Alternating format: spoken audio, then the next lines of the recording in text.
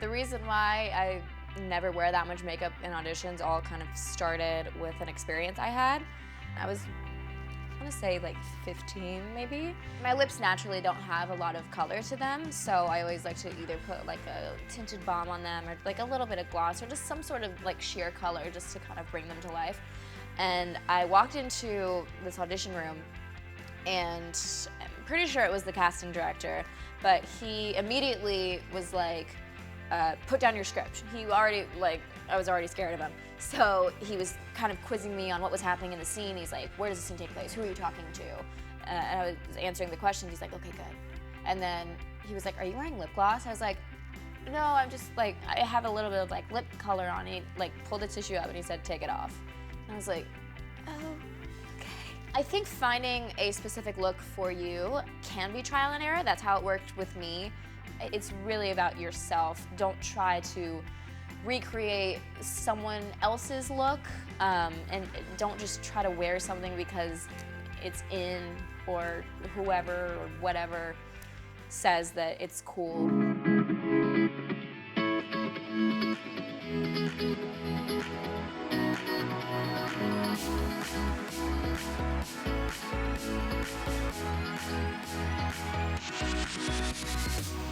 Hey guys, if you're ready to put on your power face, then this episode is perfect for you.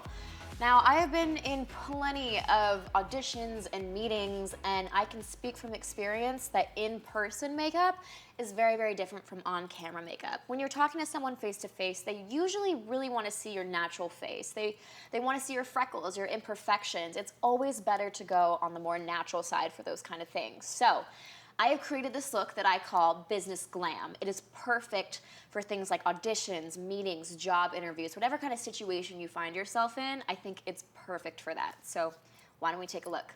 So to prep the face, we're just spraying a little bit of rose water and using our eye primer, put that all over the lids. And like we did before, put a cream colored eyeshadow all over the lid.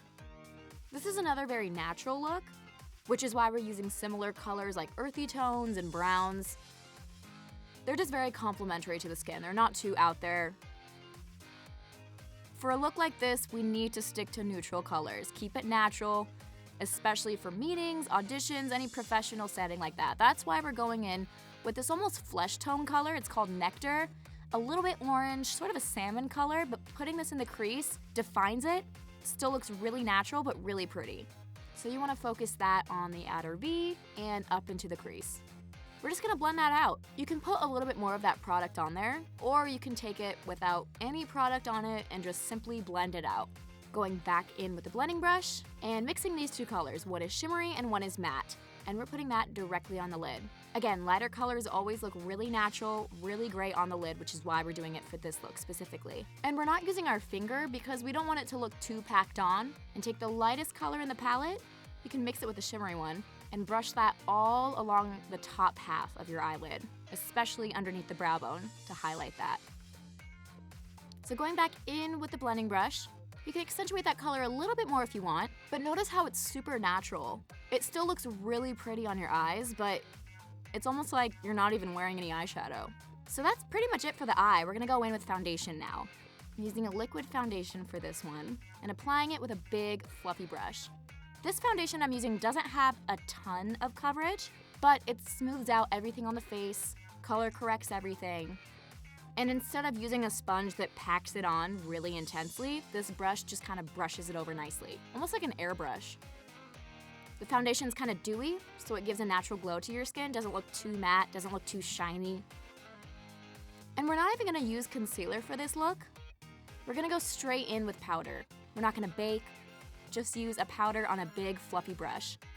All you're doing with this is simply setting the foundation.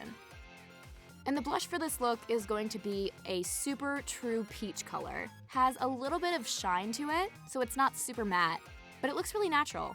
And since we use sort of a peachy nectar color on the lid, this peach colored blush complements it really nicely. Taking the same brow pencil that I used before, Fill in the brows super naturally. You can still give it a little bit of shape, but I wouldn't go too overboard on brows with this kind of look because the rest of your face is very natural looking. You're not wearing a whole lot of eyeshadow, a whole lot of face product, so if your eyebrows are way darker than the rest of your face, it's gonna look super unnatural. And those upward strokes that we've been doing to make it look like actual hairs really helps achieve that natural look. And my brows for this look, I actually did a little bit more round because that's a little more natural shape anyway.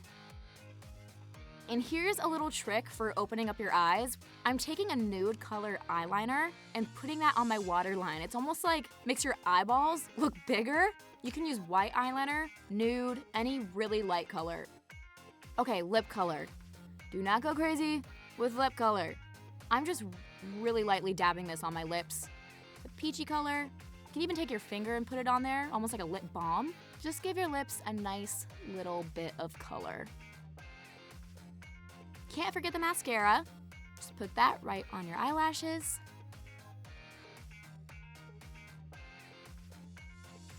And you can take that light color again, the lightest color in your palette, and brush that right beneath the brow bone now that we did our eyebrows.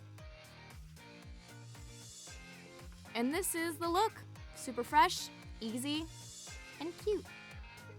So now that we've talked about in-person makeup, for the next episode, we're gonna discuss how being in front of a camera affects your makeup choices and how it's a little bit different. So I'll catch you guys on the flip side. Bye.